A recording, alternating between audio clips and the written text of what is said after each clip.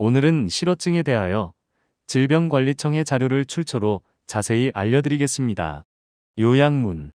이것만은 꼭 기억하세요. 실어증이란 언어 기능에 이상이 없던 사람이 뇌질환으로 인해 말하기, 글쓰기, 말 이해하기 등의 언어 기능을 잃게 되는 상태로 주로 뇌졸중이나 퇴행성 뇌질환이 원인입니다. 뇌졸중에 의한 실어증은 갑작스럽게 발생하고 증상이 심하게 나타나며 이후 조금씩 회복될 수 있지만 후유증이 남는 경우가 많습니다. 퇴행성 뇌질환에 의한 실어증은 서서히 진행되어 점차 악화되며 시간이 지나면서 언어 기능을 잃어가게 됩니다. 뇌졸중에 의한 실어증은 적절한 약물 치료와 식이요법, 생활습관 교정이 필요하며 손상 정도가 가벼울수록 나이가 어릴수록 언어 치료가 빠를수록 예후가 좋습니다. 퇴행성 뇌질환으로 인한 실어증은 지속적으로 악화되며 현재로서는 치료법이 없어 여러 도구를 사용하여 생활 기능을 조금 호전시킬 수 있습니다. 개요, 정의. 갓 태어난 아이는 말을 할 줄 모릅니다. 시간이 지나가면서 쉬운 단어를 습득하고 이를 입으로 소리 낼 수 있게 됩니다. 가족이나 친구들과 어울리면서 습득된 단어가 점차 늘어나고 대화하는 법을 배우면서 언어 기능을 발전시킵니다. 대부분 사람은 특별한 훈련이 없어도 가족이나 친구 또는 주변 사람들과 대화를 하는데 어려움을 느끼지 못합니다. 하지만 언어 기능에 이상이 없던 사람이 여러 가지 병적인 원인으로 인해 말을 잘하지 못하던 상태로 돌아갈 수 있는데 이것을 실어증이라고 합니다. 언어장애는 언어를 제대로 습득하지 못한 경우도 모두 포함하는 보다 넓은 범위의 용어입니다. 반면에 실어증은 언어 기능을 제대로 습득했던 사람이 뇌의 병변으로 인해 습득했던 언어 기능을 소실한 경우만을 의미합니다. 실어증은 뇌질환의 증상으로 말하기, 글쓰기, 말과 글 내용을 이해하기 등의 어려움으로 나타납니다. 뇌에는 언어 기능을 담당하는 부위들이 있는데 말하기, 이해하기를 담당한 각각의 뇌 부위가 서로 가까이 있지만 분리되어 있습니다. 단어의 뜻에 대한 정보만을 담당하는 부위가 있고 자국어와 외국어를 담당한 부위도 구별되어 있습니다. 이외에도 글을 쓰고 읽고 이해하기 위한 기능들을 담당하는 부위들이 있는데 이곳에 손상이 오면 여러 가지 형태의 실어증이 발생하게 됩니다. 발음장애나 발성기관의 이상으로 인해 하고 싶은 말을 못하거나 청력 문제로 인해 상대방의 말을 제대로 알아듣지 못하는 경우는 실어증이라고 하지 않습니다. 일반적으로 실어증의 경우 먹고 마시는 등의 행위나 언어 이외의 소리를 내는 행동에는 이상이 없습니다. 인간의 언어 기능은 대부분 좌측 대뇌에서 담당합니다. 왼손잡이의 경우 간혹 우측 뇌가 언어를 담당하는 경우가 있으나 흔하지는 않습니다. 따라서 실어증의 경우 대부분 좌측 대뇌의 변변에 의해 발생합니다. 개요, 종류. 실어증은 원인 질환의 종류와 뇌 변변의 위치에 따라 몇 가지 특징적인 형태로 나타나는 경우가 많습니다. 원인 질환의 종류는 크게 뇌졸중과 퇴행성 뇌질환이 있습니다. 뇌졸중에 의한 대표적인 실어증 형태는 다음과 같습니다. 뇌졸중에 의한 실어증의 형태. 운동실어증, 브로카 실어증은 다른 사람이 하는 말은 이해할 수 있지만 말을 제대로 할 수 없는 형태의 실어증입니다. 환자는 단어를 말하기 위해 열심히 노력하지만 매우 짧은 문장이나 몇 개의 단어만이 입 밖으로 나오게 됩니다. 말을 잘하려고 할수록 말이 안 나오는 경향을 보입니다. 하지만 과거에 잘 알고 있던 노래를 하거나 감정적으로 나오는 짧은 문장은 가능하기도 합니다. 감각 실어증, 베르니케 실어증 말을 비교적 유창하게 잘하지만 남이 하는 말을 이해하지 못하는 증상을 보입니다. 따라서 질문에 대한 대답으로 엉뚱한 내용을 이야기하는 동문서답의 소견을 보입니다. 전실어증은 말도 안 나오고 남의 말이 이해도 안 되는 운동실어증과 감각실어증의 혼합 형태로 가장 심한 상태의 실어증입니다. 뇌경색이 크게 발생하면 초기에는 주로 전실어증으로 나타나고 이후 조금씩 호전되면서 위의 여러 가지 형태 중 하나의 실어증으로 변화하게 됩니다.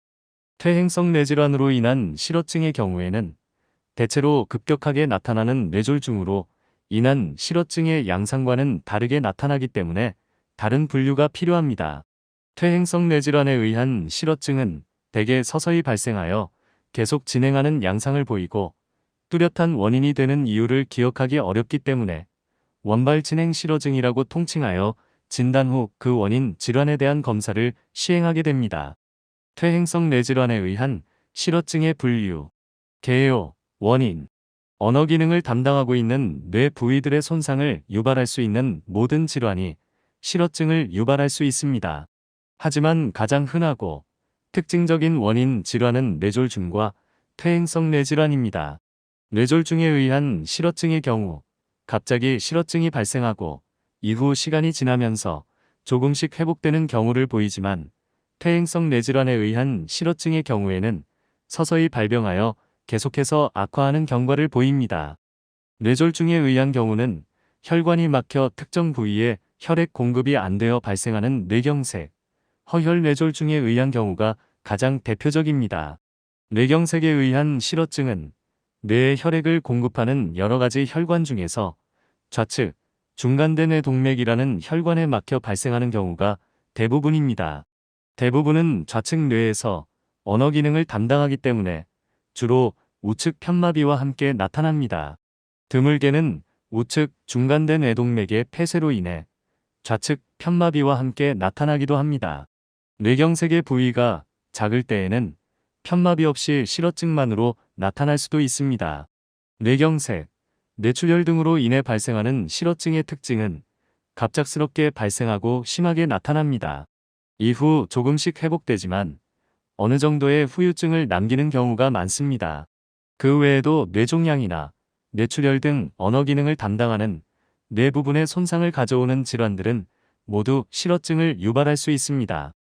실어증의 다른 흔한 원인은 퇴행성 뇌질환입니다. 퇴행성 뇌질환은 특정 부위의 뇌세포 기능이 감소하고 점차 사멸해가는 질환으로 아직 원인은 잘 알려져 있지 않습니다. 퇴행성 뇌질환이 언어 기능 부위를 침범하게 되면 언어 기능을 서서히 잃어가게 됩니다. 과거에는 흔하지 않았지만 노인 인구가 급격하게 증가하면서 중요한 질환이 되었습니다. 실어증을 유발하는 퇴행성 뇌질환은 알츠하이머병과 전두측두 치매, 기질 피저 핵퇴행증 등이 대표적인 질환인데 이것들을 모두 원발 진행 실어증으로 통칭하기도 합니다. 이런 퇴행성 뇌질환은 아직 근원적인 치료가 불가능하며 점차 진행하는 질환이기 때문에 실어증도 계속 악화하게 됩니다.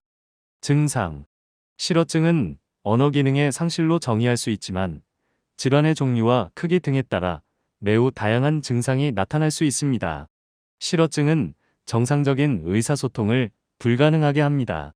예를 들어서 묻는 말에 적절한 대답을 하지 못하고 혼자서 중얼거린다든지 혹은 본인은 말을 하고 싶으나 적절한 말이 떠오르지 않아서 말을 못하는 경우 등이 실어증에서 나타나는 증상입니다. 처음 나타나는 증상들은 아래와 같습니다. 대화 시 짧은 문장이나 불완전한 문장으로 말한다. 문법이 전혀 맞지 않은 문장으로 말한다. 단어 하나하나를 힘들게 말한다. 알아들을 수 없는 단어로 말한다. 내용이 맞지 않는 문장들을 쓴다. 적절한 단어가 생각나지 않아서 그것, 저것으로 이야기하는 경우가 많다. 남이 하는 말을 이해하지 못하고 엉뚱한 대답을 한다. 일반적으로 언어 기능을 담당하는 부위에 병이 발생하게 되면 주변의 다른 뇌 부위를 같이 침범하게 되어 편마비, 구음장애, 감각 이상 등의 다양한 증상들이 동반됩니다. 예를 들어 원인이 되는 질병이 뇌 구조 중 팔다리를 움직이게 하는 운동신경들이 지나가는 부위까지 침범하게 되면 실어증과 함께 편마비 증상이 발생하게 됩니다. 또한 감각신경들이 지나가는 부위를 침범하게 되면 감각장애를 동반할 수도 있습니다. 경우에 따라서는 실어증이 인지기능장애처럼 증상이 나타나기도 합니다. 특히 베르니케 부위에 뇌졸중이나 뇌종양이 생길 경우 마비 증상은 없으나 혼자서 중얼거리면서 헛소리를 하는 것처럼 보여 퇴행성 뇌질환에 의한 인지기능장애로 오인되는 경우도 있습니다. 따라서 언어 기능에 장애가 발생하면 정확히 평가하는 것이 중요하며 그 원인을 찾는 작업이 중요합니다. 진단 및 검사. 1. 자세한 병력 청취. 원인 질환을 유추하기 위해서는 병력을 면밀히 청취하는 것이 가장 중요합니다. 병력 청취를 통해 발병 속도, 동반 증상, 이후 경과 등을 파악하는 것이 매우 중요합니다. 2.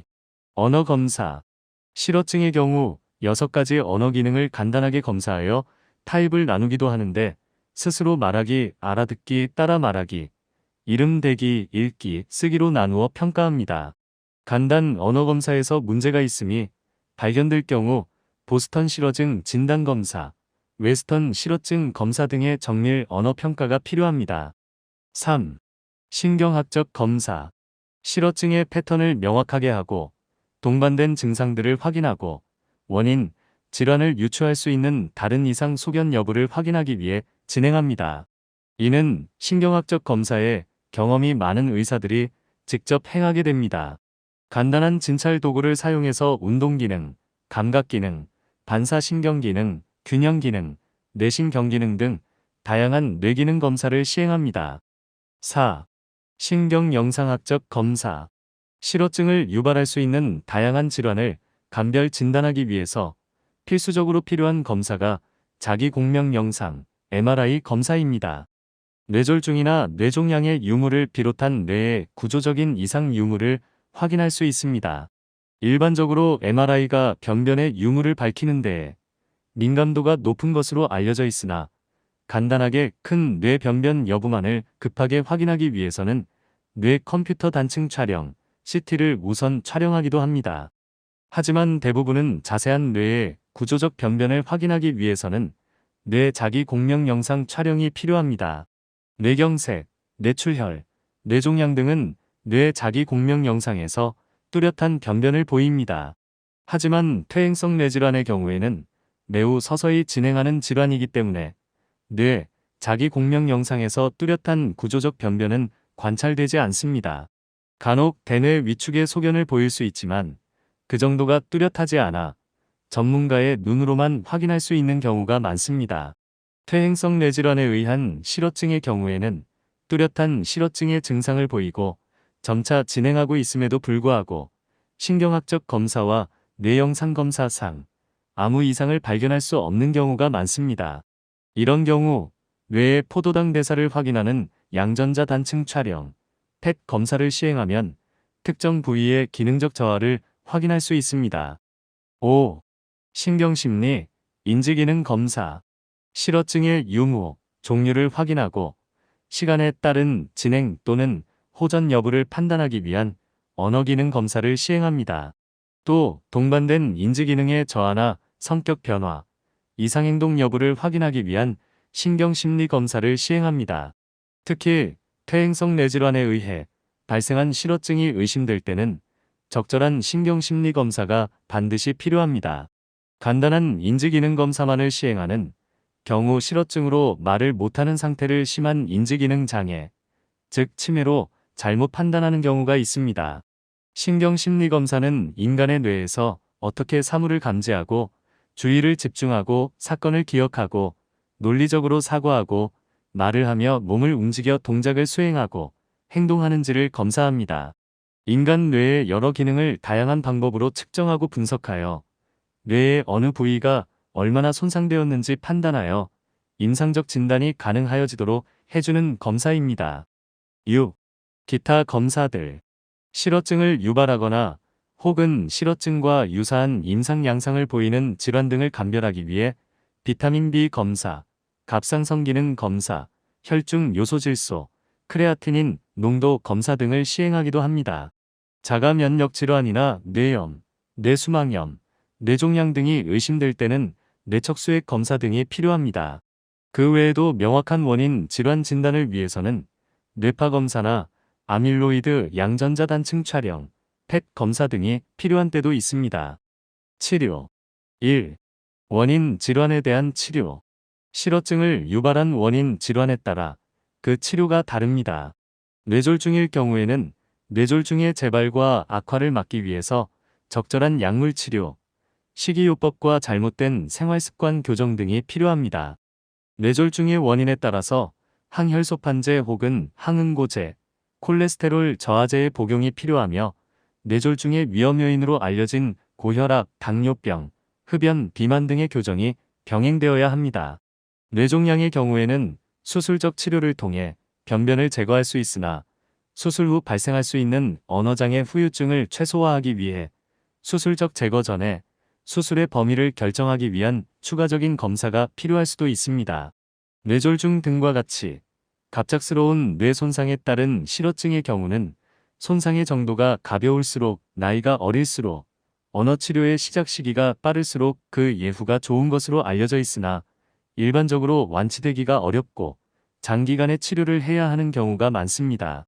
알츠하이머병이나 전두측두치매와 같은 퇴행성 뇌질환으로 인한 실어증의 경우에는 지속해서 조금씩 악화합니다. 실어증 자체를 치료할 방법은 없고 여러 가지 도구를 사용하여 생활 기능을 조금 호전시킬 수 있습니다. 2. 언어 재활 치료. 언어 재활 치료는 낱말이나 표현을 학습시키는 것보다는 언어적 자료들을 처리하는 과정을 호전시키는데 초점이 맞춰져 있습니다. 실어증의 종류에 따른 다양한 치료 방법을 통해 의사소통 체제를 활용할 수 있게 해줍니다. 귀, 눈, 몸짓, 말, 그림이나 글을 통한 표현 능력을 향상하는 훈련을 통해 언어 기능의 향상을 도와줍니다. 하지만 퇴행성 뇌질환에 의한 실어증의 경우에는 아직 언어 재활 치료의 효과가 입증되지 못했습니다. 퇴행성 뇌질환은 현재까지 근본적인 치료 방법이 없고 지속해서 악화하기 때문에 이러한 언어 재활 치료의 효과를 기대하기 어렵습니다. 이상으로 실어증에 대하여 질병관리청의 자료를 출처로 자세히 알려드렸습니다. 도움이 되셨다면 구독과 좋아요도 함께 부탁드리며 끝까지 시청해주셔서 대단히 감사합니다.